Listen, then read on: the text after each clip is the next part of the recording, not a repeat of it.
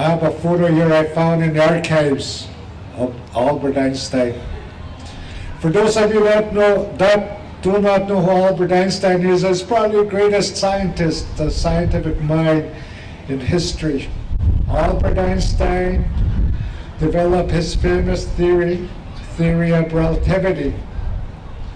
And this photo taken in 1929 is a photo of him in a headdress like I'm wearing, regalia, and he's standing with a tribe from Matagami on our Ottatimans.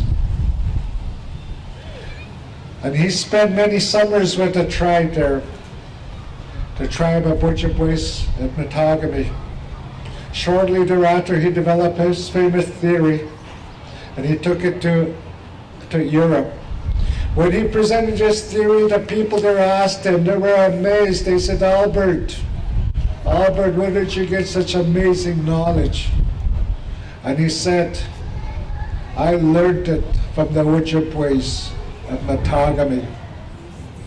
He learned a theory from us, First Nation people, from our ceremonies, the vision quest, the shaking tent, the sweat lodge. So when we look into the future, we have to look at our past to understand what the future holds. As First Nation people, all the answers is in our culture, our teachings, our legends. So it becomes very important today as we celebrate Aboriginal Day that we learn about who we are, where we came from. We have a lot to offer to Canadian society, as we have for many years now. Back in 1983, during the Constitution talks, Pierre Elliott Trudeau made a statement, and I'll ask Braden to share that with you.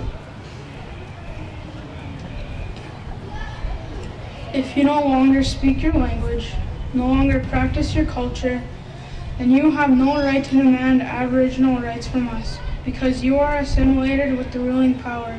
1983, Pierre Elliott Trudeau. So that's what Pierre Elliott Trudeau said, that if we don't practice our culture, if we don't understand our values, principles, our philosophies, we'll be assimilated. But I am so glad as I look around the grounds that more and more of our people, First Nation people, the Métis Inuit, are starting to relearn their languages, their customs, their practices.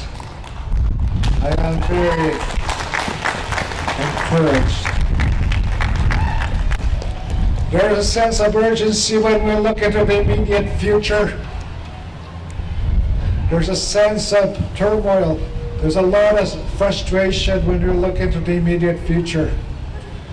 Just recent months ago, we heard about Idle No More in Ontario, Thunder Bay, and the world.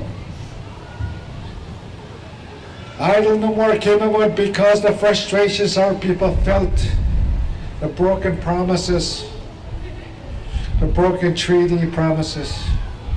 Today I feel as we look at around the country, Thunder Bay and the province, that we have an opportunity to rebuild relations that are meaningful. Definitely I'm very encouraged to be here today, to see the dignitaries up here, to give honor to Aboriginal Day, because we're doing this for tomorrow. All of us are hoping for a good future, and today I think is a starting point to make sure that there is a good future for all of us. We have a responsibility today to make sure that we point the right direction for the children today, to make sure that there is good hope for all of us tomorrow. I believe that with Idle No More, it's just simmering under the surface. We have a lot of work to do to educate each other. It is never enough to just tolerate each other. What we need to embrace, what we need to do is embrace each other's culture, to accept each other's culture and respect each other of who you are. So with that, I thank you for being here. Thank you very much.